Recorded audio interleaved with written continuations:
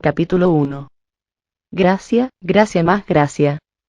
Al comenzar nuestro estudio de la gracia de Dios, me gustaría compartir con usted de manera breve la condición en que se encontraba mi vida cuando por primera vez el Señor empezó a revelarme lo que es realmente su gracia. En ese tiempo yo tenía muy poca revelación sobre esta materia, pero a medida que la estudiaba el Señor incitó mi espíritu a confiar en una revelación mayor. Mientras lee, lo animo para que pida por fe una revelación más profunda acerca de este don maravilloso llamado gracia. La palabra causa frustración. Cuando Dios comenzó a revelarme lo que es realmente la gracia, supongo que estaba tan frustrada como nadie más podía estarlo. ¿Por qué? Existían muchas razones diferentes para mi frustración, pero una de ellas, quizás la más importante, era la disyuntiva de creer o no la palabra de Dios. ¿Cómo podía la palabra causarme frustración? La razón es sencilla. Como le ocurre con frecuencia a los creyentes, yo estaba procurando hacer obrar la palabra, en lugar de permitir que ella obrara en mí. Lo que me frustraba era la convicción que ella ejercía sobre mí. Como puede ver, tenía muchos problemas en mi vida, pero en realidad no sabía cuál era la causa. Pensaba que me los causaban los demás. Estaba convencida de que si las otras personas cambiaban y actuaban de manera diferente, yo podría tener tranquilidad y alegría. Entonces, cuando comencé a estudiar la palabra de Dios, esta me reveló que había muchas áreas de mi vida que necesitaban ser cambiadas. Cada mensaje que oía, ya fuera en la radio, la televisión, por medio de un casete o en una reunión, parecía convencerme de mi necesidad de ser transformada. El problema era que yo no entendía la diferencia entre convicción y condenación. A medida que la palabra me convencía, para lo cual fue diseñada por el Señor, el enemigo utilizaba lo que fue hecho para mi bien, azotándome y condenándome. Miraba la palabra y veía mi necesidad de ser cambiada, pero no sabía que la gracia obraría ese cambio en mí. No tenía el conocimiento que le permitiría al Espíritu del Señor entrar a mi vida, y confiar en Él para que obrara en mí los cambios necesarios. Pensaba que yo tenía que hacerlo todo. Trataba de cambiarme a mí misma, y de ser todo lo que la palabra decía. No sabía cómo rendirme al Señor y confiar en Él. No tenía ningún conocimiento sobre cómo ser cambiada de gloria en gloria, según 2 Corintios 3, 18, RBR 60, y cómo conquistar mis enemigos poco a poco, Deuteronomio 7, 22.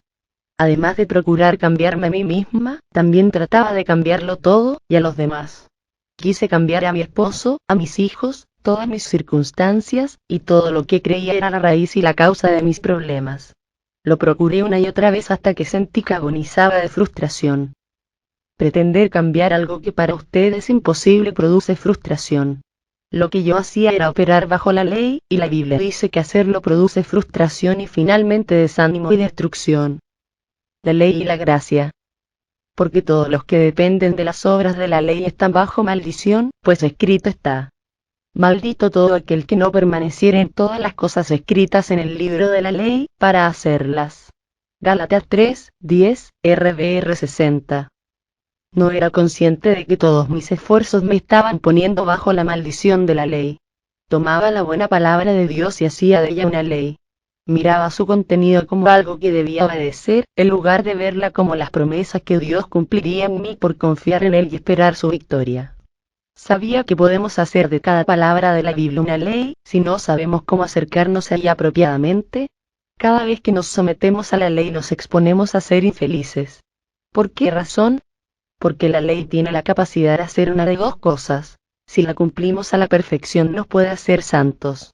Pero debido a que ningún ser humano puede lograrlo, la segunda cosa que la ley puede hacer es en realidad incrementar el pecado, lo cual conduce a la destrucción. Los capítulos 2 y 3 de Romanos nos enseñan que Dios dio la ley del antiguo pacto para que el hombre, mientras procuraba cumplirla, descubriera que le era imposible, y se diera cuenta de su desesperada necesidad de un Salvador. ¿Cómo ocurre tal cosa? La escuchamos o la leemos, y concluimos: si yo no guardo la ley, perderé mi salvación. No, Dios no me amará si no me comporto de manera apropiada. Él dejará de amarme si no soy buena persona. Entonces comenzamos a ver la palabra de una manera totalmente diferente como Dios quiere. Todo lo que Él quiere es que enfrentemos la verdad y digamos: sí, Señor, tú tienes toda la razón. Yo necesito cambiar, pero no puedo cambiarme a mí mismo. Tu palabra es la verdad, pero mi vida no se ajusta a su contenido. Ella ha llegado a ser como un espejo para mí. En ella puedo ver que estoy mal en esta área, y lo siento. Te pido que me perdones y cambies mediante tu poder y tu gracia. Pero yo no sabía cómo hacer lo que le acabo de exponer. No sabía nada del poder y de la gracia de Dios. Solo me esforzaba por ser una buena persona, y por hacer lo que la palabra decía. Trataba de no hablar mucho, de someterme, de ser más generosa, de que se produjera el fruto del Espíritu, de orar y leer más la Biblia, de entenderla más cuando la leía. Me esforzaba por ser una mejor esposa, mejor madre y otras cosas más. El resultado: estaba totalmente frustrada. Un significado de la palabra frustración es desilusión, el fracaso para lograr una meta, o cumplir un deseo. Como el apóstol Pablo bien lo describe en Gálatas 3:10, yo estaba frustrada, desilusionada y realmente destruida, porque estaba procurando vivir según la ley, la cual me era imposible cumplir. Procuraba lograr una meta y cumplir un deseo más allá de mi capacidad. Mientras más trataba, mayor era mi fracaso. Cuando usted y yo ponemos todos nuestros esfuerzos y nuestras energías en algo que está condenado al fracaso, el único resultado posible es la frustración. Y todo lo que sabemos hacer en una situación como esta es esforzarnos más, lo cual solo produce más frustración. Es un círculo vicioso que solo se rompe comprendiendo correctamente la gracia de Dios. Tratar o confiar. ¿Sabía usted que la palabra tratar no es bíblica? Yo lo sé porque revisé la concordancia más grande que hay y llegué a esa conclusión. El verbo está allí, pero no en el sentido con el cual lo estamos usando en este contexto. El verbo tratar es usado en la Biblia en el sentido de poner a alguien o algo bajo prueba. La Biblia habla de la prueba de vuestra fe, Santiago 1:3, RVR 60. Se nos dice que no creamos todo lo que escuchamos, sino que probemos los espíritus, primera de Juan 4:1, RVR 60. El salmista dice: examíname, oh Dios, y conoce mi corazón, Salmo 139:23, RVR 60. La Biblia también habla de fuegos que nos probarán, primera de Pedro 4:12, RVR 60.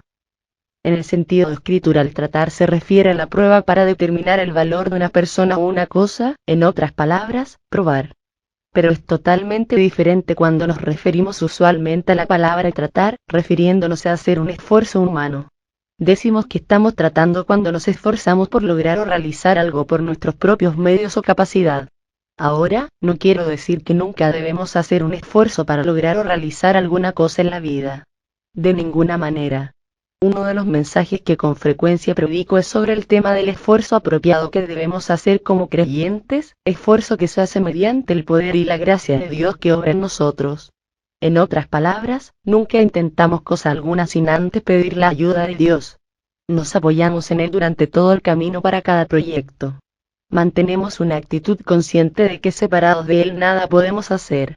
Pero no estamos para involucrarnos en esfuerzos naturales o carnales cuyo resultado solo es fatiga y frustración, desilusión y destrucción. Deseo sugerirle, mientras lee estas páginas, mantener una disposición a cambiar el tratar por el confiar. Eso fue lo que yo aprendí cuando el Señor me abrió los ojos a un nuevo mundo de revelación acerca de su gracia maravillosa. La fuente de contienda. ¿De dónde surgen las guerras y los conflictos entre ustedes? ¿No es precisamente de las pasiones que luchan dentro de ustedes mismos? Santiago 4:1. ¿Hay en su interior contiendas, discordias, enemistades, conflictos y guerras? Hubo un tiempo durante el cual mi vida estaba literalmente llena de contienda. ¿Cómo comienza todo este alboroto y esta perturbación dentro de nosotros? Sabemos que estas cosas no son la voluntad de Dios. Él no quiere que sus hijos vivan en medio de una constante zona de guerra interior.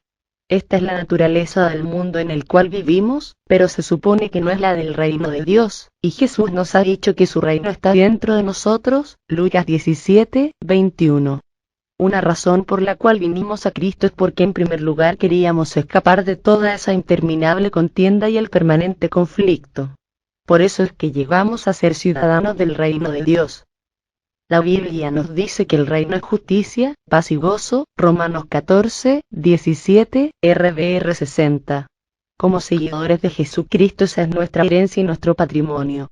¿Por qué entonces tantos de nosotros que realmente amamos a Dios, que vamos camino al cielo, que somos llamados de acuerdo a su divino propósito, aún pasamos nuestra existencia terrenal en medio de aquello de lo cual procuramos desesperadamente escapar? ¿Cuál es la fuente de toda esta contienda? ¿Dónde se origina? Esa es la pregunta que queremos responder a fin de descubrir la solución para nuestra frustración y desgracia. Pero note la segunda parte de este versículo. Santiago nos dice que todas estas cosas negativas provienen de las pasiones que siempre están combatiendo en nuestros miembros. ¿Sabía que podemos entrar en conflicto al desear algo que con toda claridad es la voluntad de Dios para nuestra vida? Procurar la voluntad de Dios para nuestra vida puede producirnos frustración. Si tratamos de cumplirla de la forma equivocada, solo produciremos contienda, guerra y conflicto. Dios quiere que nuestro esposo o esposa y nuestros hijos sean salvos. Sabemos que esa es su voluntad porque ha dicho en su palabra que desea que todos sean salvos y vengan al conocimiento de Dios, 2 Pedro 3, 9. Sin embargo, podemos frustrarnos y causar toda clase de desgracia a otros, y a nosotros mismos, si tratamos que nuestros seres queridos sean salvos por nuestros esfuerzos humanos. Tan extraño como puede parecer, es completamente posible armar guerra y conflicto por la palabra de Dios. Esto ocurre todo el tiempo en el cuerpo de Cristo. Ciertamente es la voluntad de Dios que vivamos vidas santas, pero me es imposible decirle cuánto conflicto he tenido en mi vida procurando ser santa. Deseaba todas las cosas correctas, pero me esforzaba por lograrlas de las maneras más equivocadas. Sobre esto es que Santiago nos advierte en este versículo. Él dice que la contienda y el conflicto se producen dentro de nosotros, por causa de nuestros deseos, posiblemente aún por causa de los deseos correctos, que combaten en los miembros de nuestro cuerpo. No tenemos porque no pedimos. Desean algo y no lo consiguen. Matan y sienten envidia, y no pueden obtener lo que quieren. Riñen y se hace la guerra. No tienen porque no piden. Santiago 4, 2. Los creyentes, en la iglesia, arman contiendas acerca de los dones proféticos y de los talentos musicales. Tienen celos unos de los otros, porque uno canta y el otro no. Se envidian unos a otros porque este no tiene lo que aquel posee. Los celos y las envidias no son frutos del amor. Dios se refiere a ellos como frutos del odio. La Biblia es bastante estricta en esta materia. Declara que odiar a otros por causa de los dones especiales que poseen es cometer homicidio de corazón. ¿Hemos cometido ese pecado en nuestros corazones? Ardemos de ira y envidia porque no logramos obtener la gratificación, satisfacción y felicidad que buscamos. ¿Nos agobia la frustración porque no conseguimos las cosas buenas que tanto deseamos? Eso fue lo que me ocurrió en una etapa de mi vida. Me esforzaba por ser feliz. Miraba todas las buenas cosas que sabía necesitaba, y procuraba conseguirlas por mis propios esfuerzos. Nadie tiene la menor idea sobre cuántos años viví con una frustración insoportable tratando de tener éxito en el ministerio. Ciertamente Dios quería que lo tuviera. Él me había llamado y ungido para ello. Sin embargo, no lo lograba a pesar de lo mucho que me esforzaba. Es interesante que Dios llame a una persona para hacer algo, y luego, durante cierto tiempo no le permita hacerlo. Y nunca estará en capacidad de hacerlo hasta que cese todo intento de realizarlo por sí mismo, y le permita al Señor obrar a su manera y en su tiempo. Los caminos de Dios son perfectos. Si usted está frustrado acerca del tiempo en que cree deben ocurrir las cosas, aprenda a orar con el salmista. En tu mano están mis tiempos. Salmo 31, 15, RBR 60. Yo sé de estas cosas porque eso fue exactamente lo que me ocurrió. Sentía envidia y estaba frustrada, enojada y era incapaz de lograr la satisfacción, la alegría y la felicidad que buscaba, hasta cuando el Señor me mostró la última frase de Santiago 4, 2. No tienen, porque no piden. Cuando por primera vez vi y comprendí esta declaración, toda mi teología fue sacudida. Se hizo parte importante de la revelación que el Señor me dio acerca de su gracia, la cual cambió totalmente mi vida y ministerio. El Señor me convenció acerca de varias cosas en mi vida. Algunas de ellas usted también las identificará en su caminar con Él.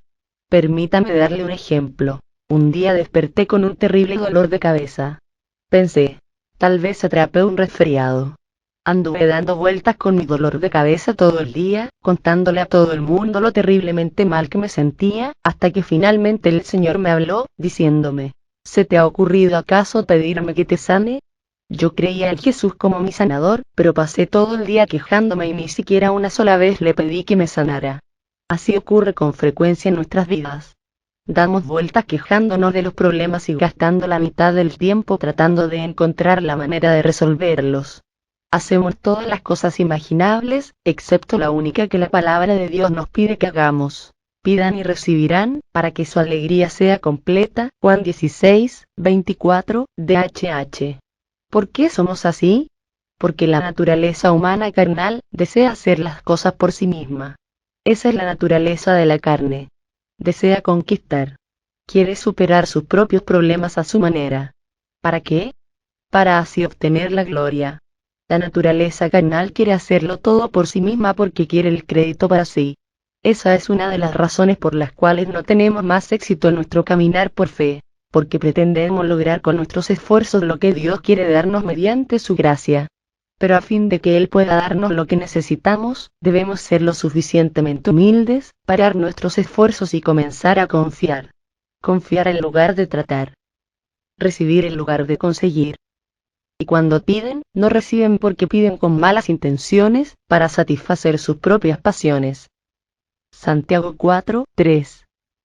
Con este estudio espero erradicar la palabra conseguir, y reemplazarla por la palabra recibir. Estas son dos conceptos diferentes.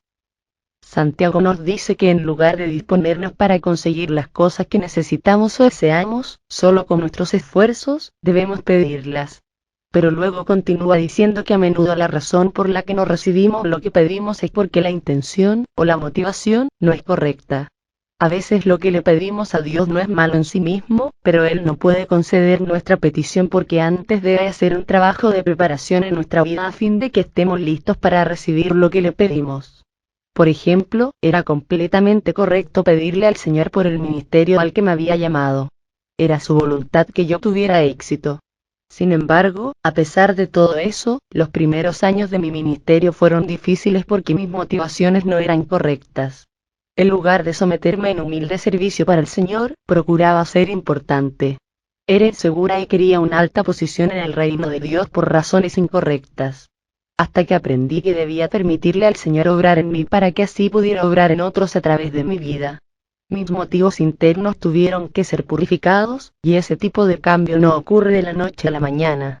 Durante años estuve frustrada, pues oraba, ayunaba y buscaba al Señor, pero nada ocurría, al menos era muy poca la evidencia que podía ver. Me era imposible apreciar la obra que Dios hace en nuestro interior como preparación para las bendiciones visibles. Quería moverme en la plenitud del fluir del Espíritu de Dios, pero vi una fuga del Espíritu en mi vida y ministerio, y no podía entender qué era lo que andaba mal. La situación llegó hasta el punto de que quise decirle al Señor que se apartara de mí a fin de olvidarme del ministerio, y hacer cualquier otra cosa. Estaba a punto de darme por vencida de manera definitiva. Eso nos ocurre a muchos. El Señor viene y comienza a obrar en y a través de nosotros. En este obrar nos lleva hasta un punto determinado, en donde parece que nos abandona sin terminar su trabajo.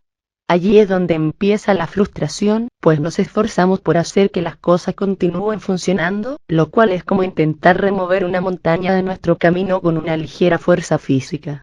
Sencillamente no funciona. Desde luego, Dios siempre termina lo que comienza, pero la espera nos ayuda a echar raíces y fundamento en él. Muchas veces ocurren estas cosas porque nuestras motivaciones no son correctas. Puede suceder que hasta los motivos, cuando deseamos la salvación de nuestros seres queridos, sean egoístas. Queremos verlos salvos, no porque los amamos y les deseamos bendición, sino porque anhelamos que nuestra vida sea mejor y más fácil.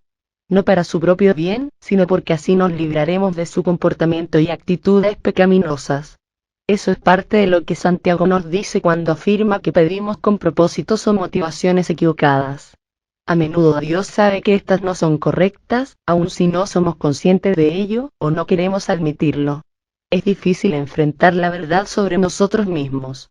Pero tenemos que hacerlo si queremos estar en capacidad de recibir todo lo que Dios desea darnos. A través de los años he aprendido una importante verdad. Dios me conoce mucho mejor de lo que me conozco a mí misma.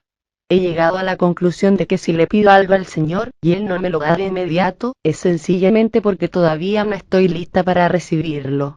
El Señor me dijo una vez: Joyce, Cuando tú me pides algo bueno y no lo recibes, no es porque te lo esté tratando de negar o demorar. Es que en mi mente tengo algo mejor para ti, algo acerca de lo cual tú no sabes lo suficiente como para pedirme por ello, así que tengo que hacerte esperar hasta que asimiles mi plan, o entiendas que estás fuera de mi tiempo. A menudo, no es que estemos fuera de la voluntad de Dios, sino fuera de su cronograma. No recibimos porque no pedimos. Pero también dejamos de recibir porque pedimos con motivos e intenciones erróneas, o porque no estamos listos para recibir lo que Dios quiere darnos. He aprendido que cuando oro al Señor por algo, debo hacer mi petición y dejarla en sus manos. Si es su voluntad que reciba lo solicitado, me lo dará a su manera y en su tiempo. La espera no tiene que ser frustrante, si aprendemos más de su gracia. Como personas infieles. Oh gente adúltera. ¿No saben que la amistad con el mundo es enemistad con Dios? Si alguien quiere ser amigo del mundo se vuelve enemigo de Dios. Santiago 4:4. ¿Qué quiere decir Santiago cuando afirma que somos gente adúltera? Yo creo que el Señor me dio un buen ejemplo mediante mi experiencia personal. Hay sobre el fregadero de mi cocina varias ventanas que me cuesta trabajo alcanzar. Cuando voy a abrirlas o cerrarlas, puedo saltar sobre el mueble y hacer de tal acción una gran prueba. O sencillamente evitar la lucha y el esfuerzo si llamo a mi esposo Dave y le pido que lo haga por mí. Dave es mucho más alto que yo y con sus largos brazos no tiene ningún problema para hacer lo que sería un verdadero y frustrante reto para mí. Esa es nuestra situación con el Señor. Luchamos con gran esfuerzo y nos agotamos procurando realizar lo que el Señor puede hacer por nosotros sin ningún esfuerzo, si tan solo se lo pedimos. Pero ¿sabe cuál sería para mi esposo un insulto aún mayor que rehusar su ayuda? Que yo fuera a la puerta de mi vecino y le pidiera que abriera o cerrara las ventanas por mí. Es esto a lo que se refiere Santiago en este versículo cuando habla de ser como adúlteros, que van a otras personas en busca de ayuda, en lugar de llamar a su propio esposo, que en este caso simboliza al Señor. Definición de la gracia. ¿O creen que la Escritura dice en vano que Dios ama celosamente al Espíritu que hizo morar en nosotros? Pero Él nos da mayor ayuda con su gracia. Por eso dice la Escritura, Dios se opone a los orgullosos pero da gracia a los humildes. Santiago 4:5-6. Mientras leía este pasaje hace algunos años, buscando la respuesta para mi frustración y falta de poder a fin de evitar el pecado y superar mis fracasos, mis ojos empezaron a abrirse cuando llegaron al versículo 6, el cual dice que Dios nos da mayor ayuda con su gracia. Luego la versión en inglés de Amplified Bible define lo que es la gracia. Antes de que el Señor abriera mis ojos a esta interpretación, la única definición que yo había oído de la palabra gracia era favor inmerecido. Es una buena definición, pero la gracia es mucho más que eso. The Amplified Bible dice que gracia es el poder del Espíritu Santo capacitándonos para someter la tendencia pecaminosa que existe en cada uno de nosotros. ¿A cuál tendencia pecaminosa se está refiriendo Santiago aquí? La tendencia de ser como un adúltero, de tener amistad con el mundo, la tendencia pecaminosa de darle la espalda a Dios y confiar en nosotros mismos, o en otros, en lugar de sencillamente pedirle el que satisfaga nuestras necesidades. Esa es la tendencia de la carne y no la manera como Dios quiere que reaccionemos. La respuesta que yo buscaba se encuentra en el versículo 6, el cual nos dice que en medio de todos nuestros problemas y frustraciones Dios nos da gracia con generosidad y mayor poder del Espíritu Santo para superar totalmente esta y todas las tendencias hacia el pecado. Es por eso que Dios se opone a los orgullosos y arrogantes porque piensan que pueden prescindir de Él para solucionar sus problemas, pero asiste de manera permanente con su gracia a quienes son suficientemente humildes para recibirla después de solo pedirla. Dios quiere ayudarnos a superar cualquier inclinación al pecado. Desea darnos su poder y su gracia para que superemos nuestras intenciones y motivos erróneos, si tenemos la suficiente humildad de pedirlos y aceptarlos en lugar de tratar de hacerlo todo por nuestros medios y a nuestra manera. Salvos por gracia, viviendo por obras. Porque por gracia ustedes han sido salvados mediante la fe. Esto no procede de ustedes, sino que es el regalo de Dios, no por obras, para que nadie se jacte. Efesios 2:8-9. Obviamente este pasaje se refiere a la salvación. Pero la Biblia dice que de la manera que usted y yo somos salvos, por gracia mediante la fe, asimismo debemos vivir diariamente. Porque por gracia ustedes han sido salvados mediante la fe. Esto no procede de ustedes, sino que es el regalo de Dios. B. 8. Los mismos principios que aplicamos para recibir la salvación, los debemos poner en práctica para recibir cada una de las demás bendiciones que vienen de Dios. ¿Cómo fuimos salvos? Por gracia a través de la fe. Una de las verdades que mediante este estudio quiero enseñarles la vital diferencia que existe entre las palabras por y mediante o a través de. Esa diferencia nos ayudará a ver o mantener la perspectiva de los diferentes roles y funciones de la gracia y la fe. En los últimos años hemos oído mucho acerca de la fe. Durante el tiempo en que el Señor estuvo abriendo mis ojos a la verdad que le estoy compartiendo en estas páginas, estaba muy ocupada procurando tener fe y confiando en Dios para lograr muchas cosas. Me esforzaba en creer y confiar para que despegara mi ministerio, para obtener la sanidad de mi espalda, por mayor prosperidad financiera, y para que mi esposo y mis hijos cambiaran y fueran como yo creía. Aplicaba mi fe, o por lo menos eso era lo que pensaba. El problema era que lo que estaba poniendo en práctica quizá no era fe, porque no tenía paz en mi corazón, ni paz mental ni descanso. El escritor de Hebreos nos dice, en tal reposo entramos los que somos creyentes. Hebreos 4:3. De acuerdo a lo que dice la Biblia, una vez que hemos creído, lo cual es tener fe, entramos en su reposo. La razón por la cual no tenía ese reposo es muy sencilla. En lugar de ejercitar la fe en Dios, tenía fe en la fe. Le rendía más adoración a la fe que a Dios. Caí en esta trampa porque puse mi esperanza en la fe y no en mi Señor. Pensaba que este era el precio que teníamos que pagar por las bendiciones de Dios, o dicho de otra manera, que con mi fe podía conseguir lo que quisiera y necesitara. Pero esa manera de pensar es incorrecta. Las bendiciones de Dios no se pueden comprar ni con la fe ni con otra moneda, solo se deben recibir. Fe no es el precio que pagamos por la bendición de Dios, sino la mano que la recibe. El precio de todo lo que Dios quiere darnos fue pagado por el Señor Jesús en la cruz del Calvario. La salvación no se compra con nuestra fe, sino con la preciosa sangre del Hijo de Dios. Nosotros sencillamente la recibimos por gracia, por medio de la fe, por creer, adherirnos a Dios, confiar y apoyarnos en Él, en quien gratuitamente nos da todas las cosas en abundancia para que las disfrutemos. Primera de Timoteo 6:17, RVR 60. La Biblia nos dice que es por gracia, a través de la fe, que usted y yo somos salvos y hechos partícipes de las bendiciones de Dios.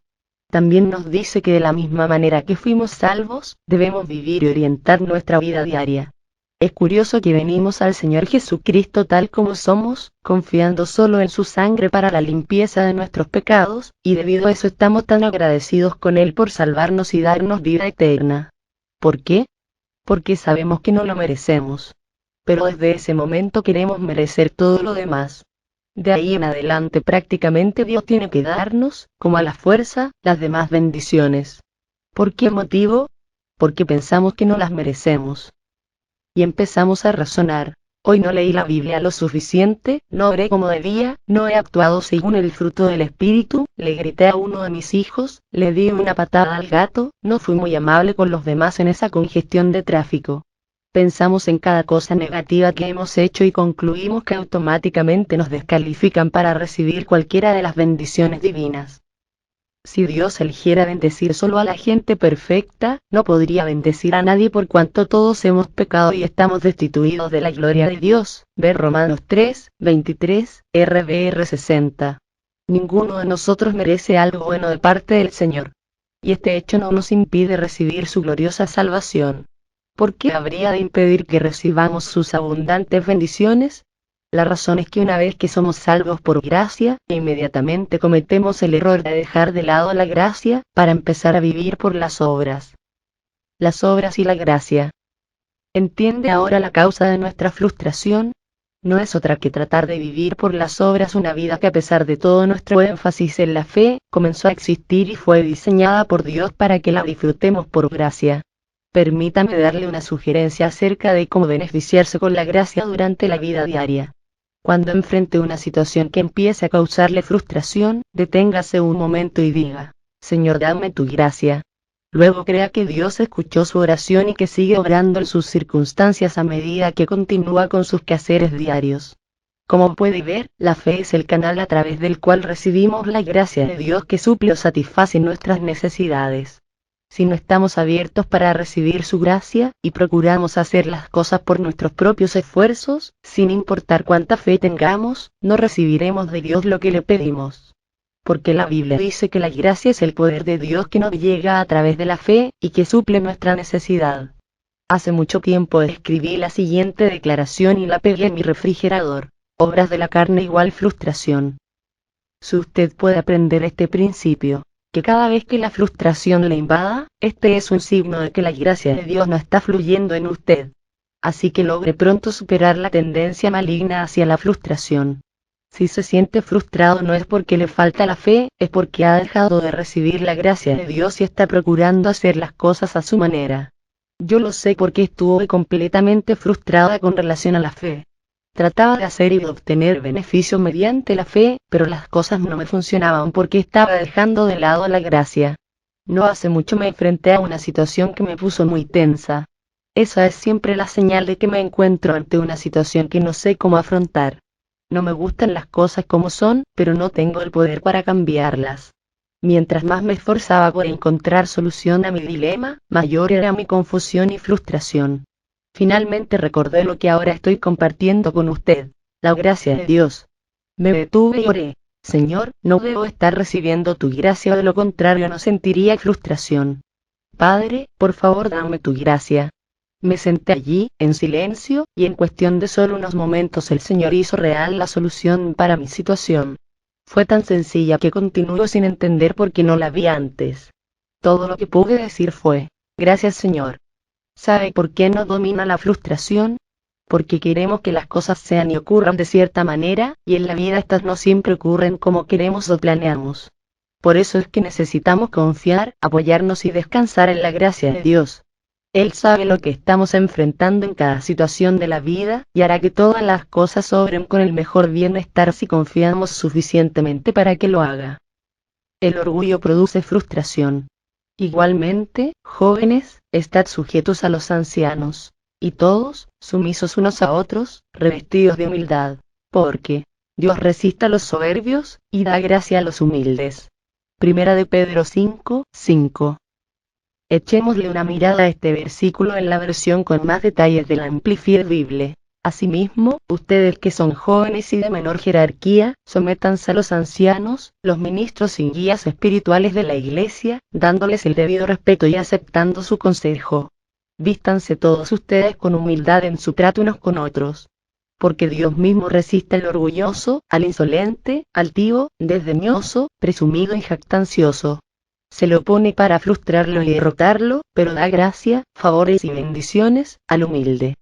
Traducción al español. En ambas versiones vemos que Dios está en contra del orgulloso, pero da gracia al humilde. Durante la situación ya mencionada, a medida que trataba de encontrar la solución a mi problema por mí misma, estaba siendo orgullosa. Es siempre el orgullo la motivación cuando procuramos manejar las situaciones a nuestra manera, en lugar de humillarnos y preguntarle al hacer las cosas por nuestros propios esfuerzos, sin importar cuánta fe tengamos, no recibiremos de Dios lo que le pedimos. Porque la Biblia dice que la gracia es el poder de Dios que nos llega a través de la fe, y que suple nuestra necesidad. Hace mucho tiempo escribí la siguiente declaración y la pegué en mi refrigerador. Obras de la carne igual frustración. Si usted puede aprender este principio, que cada vez que la frustración le invada, este es un signo de que la gracia de Dios no está fluyendo en usted. Así que logre pronto superar la tendencia maligna hacia la frustración. Si se siente frustrado no es porque le falta la fe, es porque ha dejado de recibir la gracia de Dios y está procurando hacer las cosas a su manera. Yo lo sé porque estuve completamente frustrada con relación a la fe. Trataba de hacer y de obtener beneficios mediante la fe, pero las cosas no me funcionaban porque estaba dejando de lado la gracia. No hace mucho me enfrenté a una situación que me puso muy tensa. Esa es siempre la señal de que me encuentro ante una situación que no sé cómo afrontar. No me gustan las cosas como son, pero no tengo el poder para cambiarlas. Mientras más me esforzaba por encontrar solución a mi dilema, mayor era mi confusión y frustración. Finalmente recordé lo que ahora estoy compartiendo con usted, la gracia de Dios. Me detuve y oré, Señor, no debo estar recibiendo tu gracia o de lo contrario no sentiría frustración. Padre, por favor dame tu gracia. Me senté allí, en silencio, y en cuestión de solo unos momentos el Señor hizo real la solución para mi situación. Fue tan sencilla que continúo sin entender por qué no la vi antes. Todo lo que pude decir fue, gracias Señor. ¿Sabe por qué nos domina la frustración? Porque queremos que las cosas sean y ocurran de cierta manera, y en la vida estas no siempre ocurren como queremos o planeamos. Por eso es que necesitamos confiar, apoyarnos y descansar en la gracia de Dios. Él sabe lo que estamos enfrentando en cada situación de la vida, y hará que todas las cosas obren con el mejor bienestar si confiamos suficientemente para que lo haga. El orgullo produce frustración. Igualmente, jóvenes, estad sujetos a los ancianos, y todos, sumisos unos a otros, revestidos de humildad, porque Dios resiste a los soberbios, y da gracia a los humildes. Primera de Pedro 5:5. Echémosle una mirada a este versículo en la versión con más detalles de la Amplified Bible. Asimismo, ustedes que son jóvenes y de menor jerarquía, sométanse a los ancianos, los ministros y guías espirituales de la iglesia, dándoles el debido respeto y aceptando su consejo. Vístanse todos ustedes con humildad en su trato unos con otros. Porque Dios mismo resiste al orgulloso, al insolente, altivo, desdeñoso, presumido y jactancioso. Se le opone para frustrarlo y derrotarlo, pero da gracia, favores y bendiciones al humilde. Traducción al español. En ambas versiones vemos que Dios está en contra del orgulloso, pero da gracia al humilde. Durante la situación ya mencionada, a medida que trataba de encontrar la solución a mi problema por mí misma, estaba siendo orgullosa. Es siempre el orgullo la motivación cuando procuramos manejar las situaciones a nuestra manera, en lugar de humillarnos y preguntarle al Señor qué debemos hacer, y luego, en obediencia, hacer lo que nos indique, ya sea que estemos o no de acuerdo con sus instrucciones, y que ellas sean o no de nuestro agrado. En realidad no tenía importancia si me gustaba o no el plan que Dios me entregó. El hecho es que dio resultado. Hay bastante diferencia entre tratar de usar lo que nosotros creemos en la fe para que nuestros planes tengan éxito, y apoyarnos en su gracia y permitir que Él lleve a cabo su plan. Esa es la diferencia entre el orgullo y la humildad, entre la frustración y el descanso. Recuerde que la verdadera fe nos proporciona descanso, mientras que las obras de la carne nos producen frustración. Durante mucho tiempo en mi vida, cada vez que sentía frustración culpaba al diablo por ella. Solía decir, Satanás, te reprendo en el nombre de Jesús. Pero no era el diablo quien me estaba frustrando. Era Dios. Espera un momento, dirá usted. Eso no puede ser. Eso no es bíblico. Seguro que lo es.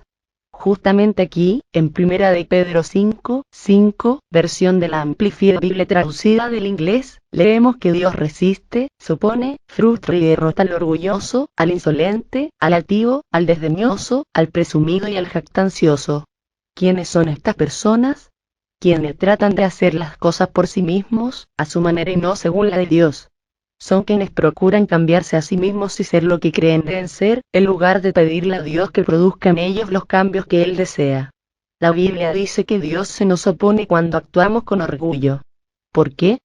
Porque sabe que si nos permite hacer las cosas a nuestra manera, jamás aprenderemos a apoyarnos en Él.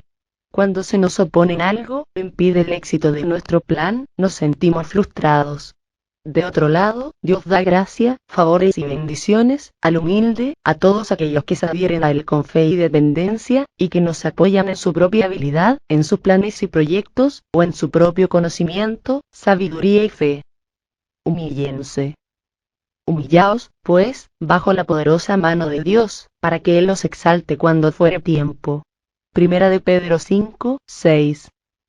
¿Sabe usted qué significa humillarse para que Dios le exalte a su debido tiempo? Significa pedirle al Señor lo que necesita y luego esperar que le provea de acuerdo a su mejor manera, sabiendo que su tiempo es siempre perfecto. Significa guardar silencio y saber que Él es Dios, quien lógicamente sabe lo que es mejor para usted en cualquier situación de la vida. Significa suspender sus esfuerzos para hacer que las cosas ocurran, y permitirle al Señor que le muestre lo que debe hacer para cooperar con su plan y propósito para usted.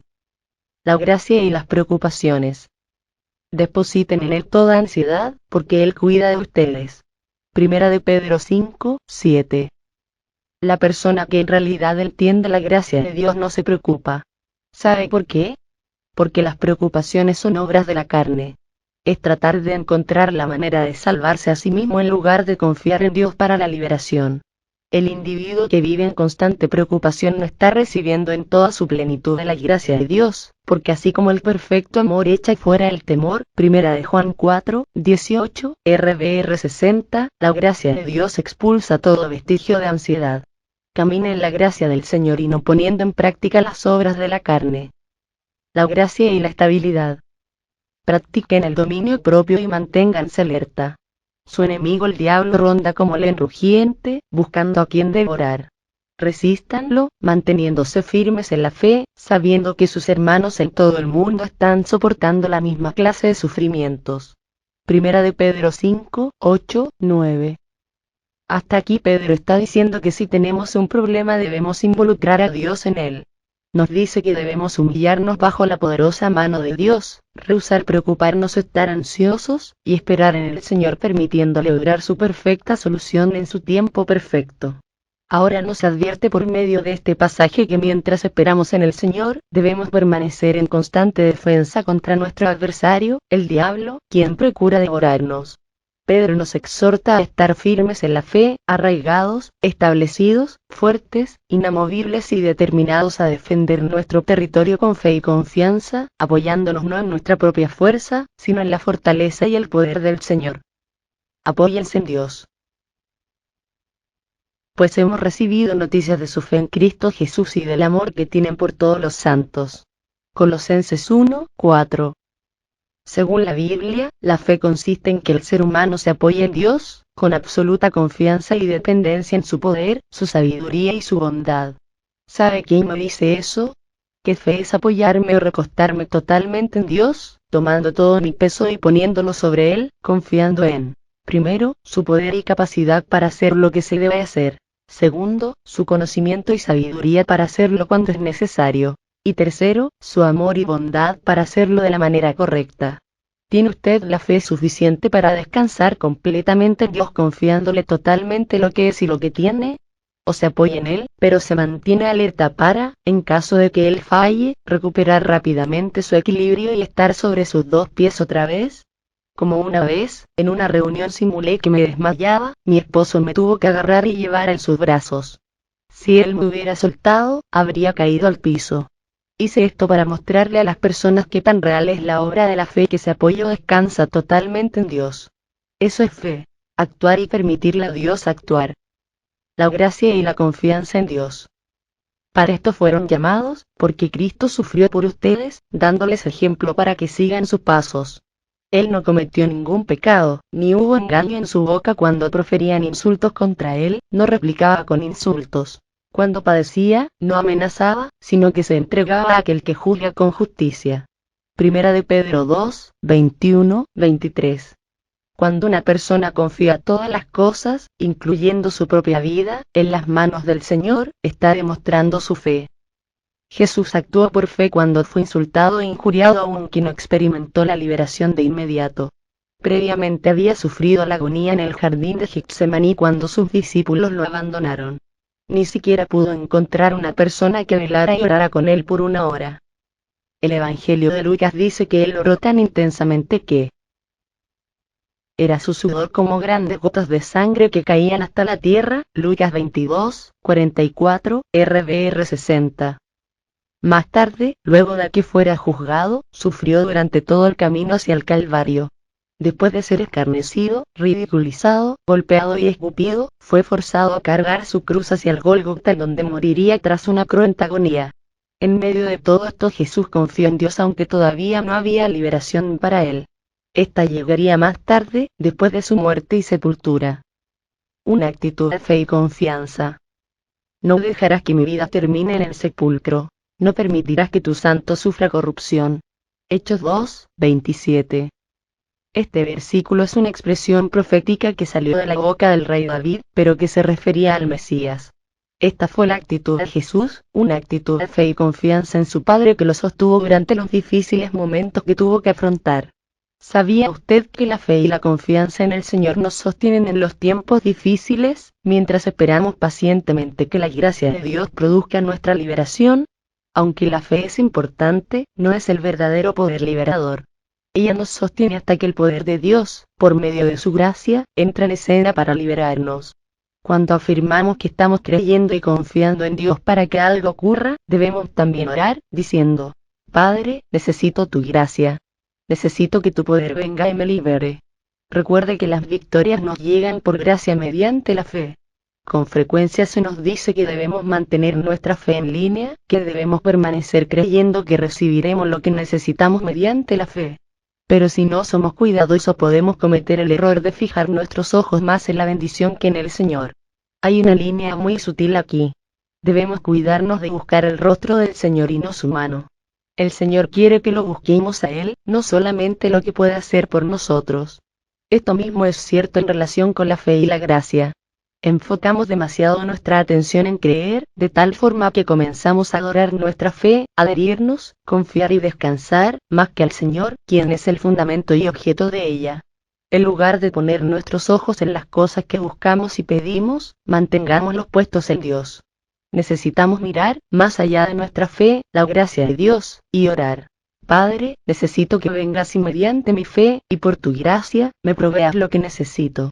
Con frecuencia, estamos tan absortos, que pasamos el tiempo repitiéndonos: creo en Dios, por lo cual nos volvemos legalistas y hacemos lo que Pablo exhorta a no hacer, esto es, a no frustrar la gracia de Dios.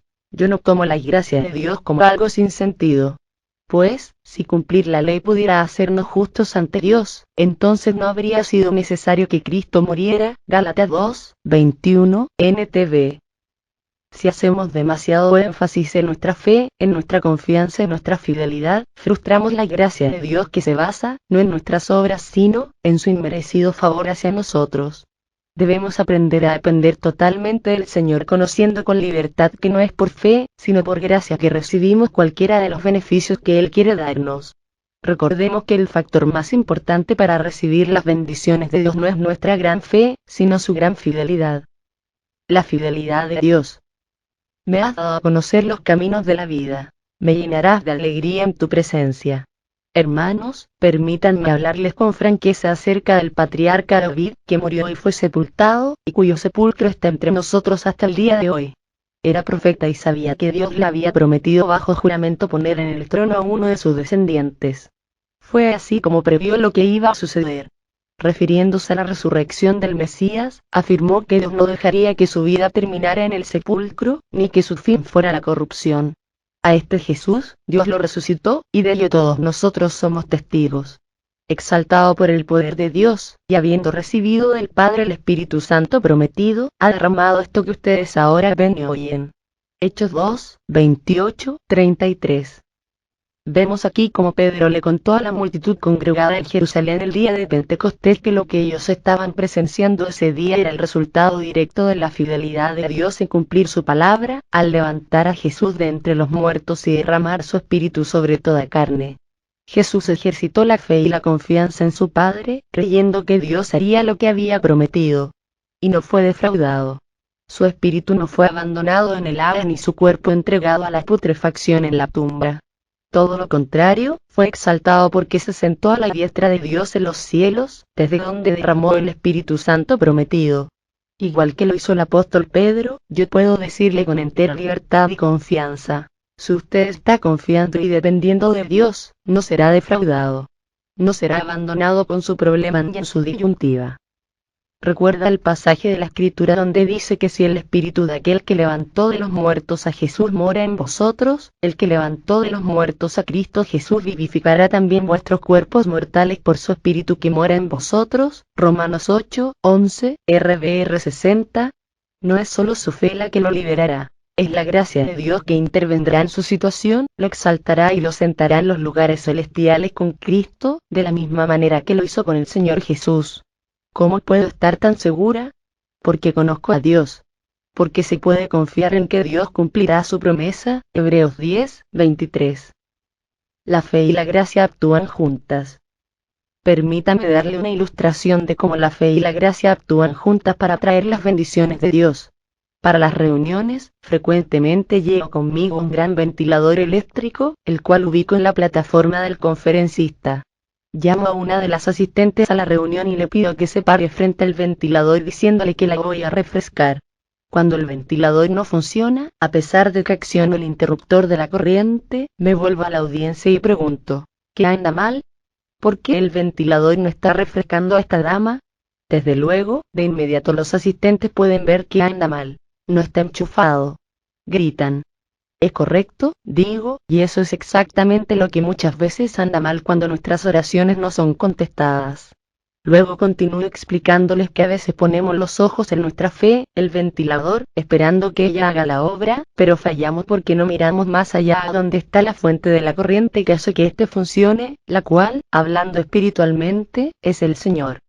Jesús tuvo fe todo el tiempo de su sufrimiento. Tuvo fe en el jardín de Getsemaní. La tuvo cuando compareció ante el sumo sacerdote y ante Pilato. Cuando se mofaron de él, lo ridiculizaron y lo maltrataron. Cuando iba camino hacia el Gólgota. Tuvo fe cuando colgaba de la cruz y aun cuando su cuerpo yacía en la tumba. Él tuvo fe absoluta de que Dios no lo dejaría allí, sino que lo levantaría tal como había prometido. Pero, ¿nota usted que a pesar de todo su fe nada ocurrió hasta el momento cuando el poder de Dios entró en escena para efectuar la resurrección? La fe lo mantuvo firme hasta cuando llegó el tiempo señalado por Dios para su liberación. En la ilustración del ventilador le digo a mi audiencia, yo puedo tener fe absoluta en este ventilador, pero él no funcionará hasta que sea conectado a la fuente de energía. Otro tanto es cierto en relación con la fe.